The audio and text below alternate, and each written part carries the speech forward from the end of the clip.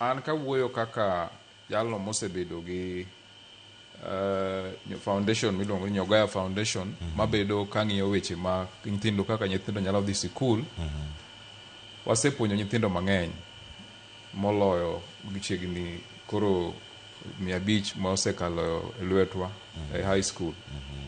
To gima wayudo ka thagruok mantie en gimiluongo ni chan, poverty. Nikech nyithindogi inyalo yudo ka nyathi riek. Kech mano be challenge ma nyaka wawachi. Nyathi riek to kaka ochop nonyalo donjo e college mokwongo gin gik ma miyo nyithindo ok nyal chopo e samoro e mbalariany. Awinjo ka ng'ato wacho ni moko koseng'iyo school fees modhi chulo kacha to koro yudo ka pek tae to oduogo ang'o odok ni dhi e TVET lakini no qualify no nyalo dhi e university. Koro magi osebedo bende thagruok maduong' ahinya ne jowa. Taparo ni nitie kaka wanyalo timo bende mondo wamed dhiro nyithindogi ochop ni ginyalo dhi tiyo tije ma gihero kata mana TVET. To kidogi yudo kendo ka nyathino osesomo bosetieko mbalariany ma koro onego bed nodhi timo ang'o, odhi yudo tich mono onego bed notimono manotimo kata manosomo. Gimokwongo anyalo wacho ni mbalariany obiro mang'eny. To ji bende nyithiwagi bende anyalo wacho ni sani ng'eny gi koro somo.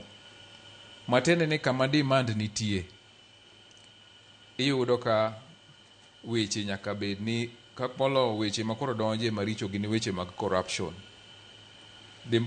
Demand mag kata modhi malo mag manyo tije omiyo koro chopo kama tich koro dwa dokie wach mar ni ing'e ng'a. Ma kok ing'e ng'ato to iyudo ka in miri qualify. Ng'ato nyo un go college kata ng'ato ne ni e TVET to in ja university iwe ng'ato weyi nikech ja kata dhok moro. To ng'at machielo dhi okawo to nok oyudo bende kata qualify ne tijino. To nikech ento noyudo kong'eye. Mano en achiel kuom challenges mamiyo nyithindo kata jowa ok nyal yudo tich e yo makare. Mar ariyo anyalo wacho ni opportunities gi bende onge. Koro ji mang'eny ma colleges golo kata mbalariany golo lakini ka gichopo oko ka to giyudo ni no vacancy. Mr. Gutu, ang'o miparo ni opportunities gi onge ka dipo ni mane gima timre? Jok mosedongo muti mantiere kuonde mag tich ok ase joma dongo to en mana penjo retire mok gidwa dhi koso colleges miwacho ni golo jok manya ndiko ji tich gi ok gol ji moromo mar ndiko jo mbalariany nikech koro chak ma koro kama gidhiye to bende jo mbalariany be koro giwacho ni ero mbalariany ok oda puonjo gi kendo upuonj gi mane skul kama gintie giwuok ok gitim tich. Bas kama iwacho nitie gap moro ka. Nitie jomoko mano ok otimo gima ne onego bed ni gitimo. Koro gino biro mana ka mtokni moyudo accident magi pile up. They keep on. Matiende ni ka ok akiana wach ni en sirikal, akiana wach ni en piny miluongo ni Kenya kaka koro wane Kenya ni. No ko make sure ni joma ne ni university last year monotieko this year onego bed ni ne giseyudo tije kata onego bed ni gin kamoro. To pare ni jogi no koyudo. Joba this year kendo samoro ok gidhi yudo. Next year bende ok boyudo. In the next 5 years jogi itero kanye. Gima timore ni nitie joma nok otimo tijgi kata nok oparo maber machakre gi jotendwa.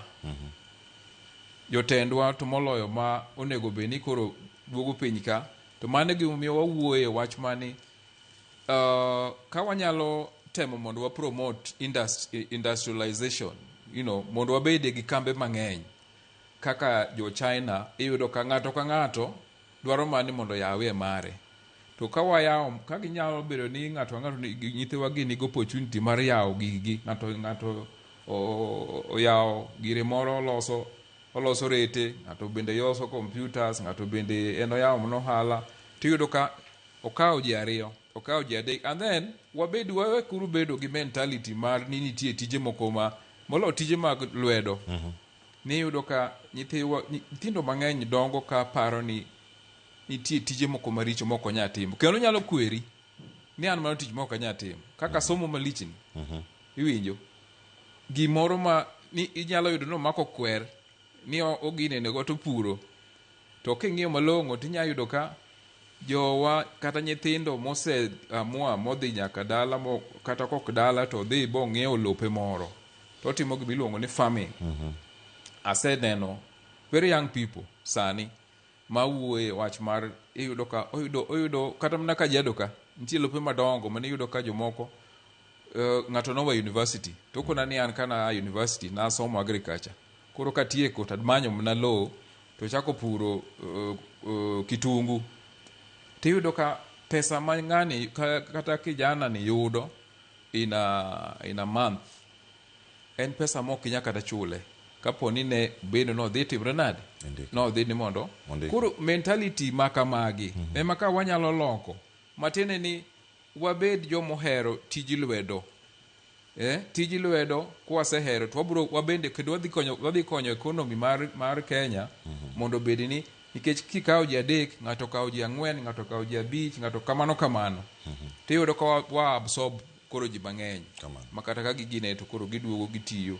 Koro weche mag ni wakoso tich bede maonge, to sirikal gi our leaders bende koro konywa kata kony joma temo ilago miye rieko kata kaka dotim kata sources maginya yudogo capital magi boost go gima gichako. Erokamano ahinya Mr.Tom Agutu. Peter Osumba, ndiye ote mathoth madonjo kar ka ng'eni moko ni rango gi kendo moko ni yudo thuolo mano mar ndiko. Thoth jogo mondiko ote magi wacho kata ni skill based mane yo monego bed ni ji luwo kendo mane kama Uganda bende ntiere. Ndira Morris no wache kacha, choosing skill based careers is the way to go for our nation and economy. Gino nyondo